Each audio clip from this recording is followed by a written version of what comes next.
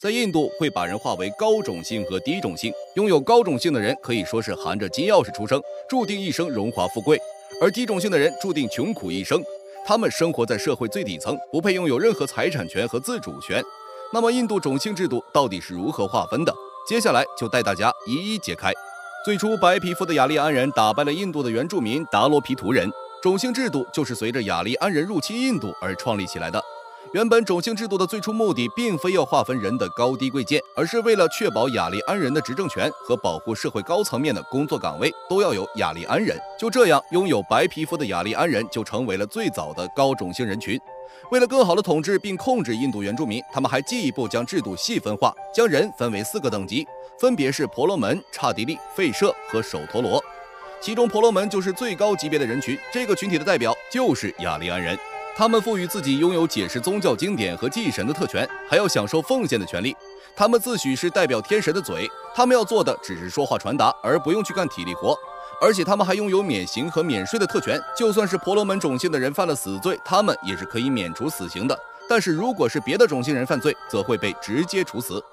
第二类就是刹帝利，他们自称是天神的双手制造而成，他们的职责就是守护婆罗门。这类种姓的人大多从事军事和行政管理工作。在政治方面，他们是享有无上特权的，他们拥有征收各种赋税的特权，负责保护婆罗门的生生世世。第3个阶层是吠舍，这个阶层就是普通的雅利安人，他们没有政治特权，被称为是天神的双腿化成的。他们需要通过布施和纳税的形式来供养前2个等级，主要从事商业工作，基本没什么特权。但是他们如果得罪了前2个高等级的人，则会被降为首陀罗，这就是最底层的阶级。这个阶层是印度原住民，他们被说成是天神的双脚，没有任何财产权，只能从事最苦的体力劳动和最低贱的工作。要想往上流社会爬，那是根本不可能的，而且没有这个机会。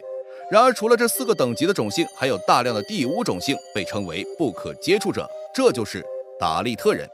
在印度有这么一群人，他们只能从事掏粪和掏垃圾的工作来维持家庭，他们也是印度最底层的人，被称之为贱民。这个种姓的人被认为是最低贱、最肮脏的存在，他们不配与高种姓的人接触，也不被允许接触其他种姓的人。他们甚至连出门走路都要带上扫帚打扫自己肮脏的脚印。他们的孩子也不被允许在正常的学校上学，他们有专门针对低等人的学校，就连最基本的接触都不被允许。在印度，男女结婚只能在同种姓阶层寻找伴侣，如果跨越了阶层，那就要被降级，甚至会受到更残酷的惩罚。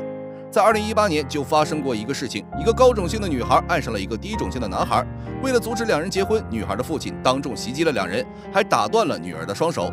面对这有着3000多年历史的古老制度，在印度每个人脸上都刻着种姓之分，低种姓人永远不敢去冒犯高种姓人，更不可能去冒充，因为在印度是个看脸的地方，拥有高种姓的雅利安人都是白皮肤，五官是欧洲人的样子。而低种姓的原住民，他们皮肤黝黑粗糙，身材矮小，就造成了与高种姓人群的巨大反差。而且在印度，每个家庭的家谱都是传承继承下来的，都会编辑成册，一旦伪造被高种姓发现，就会被处以极刑。尽管印度独立以后就在法律上废除了种姓制度，印度也明文规定不准再有阶级歧视，但是有着3000年历史影响的种姓制度，对今天的印度社会，特别是印度农村，仍然保留着巨大的影响。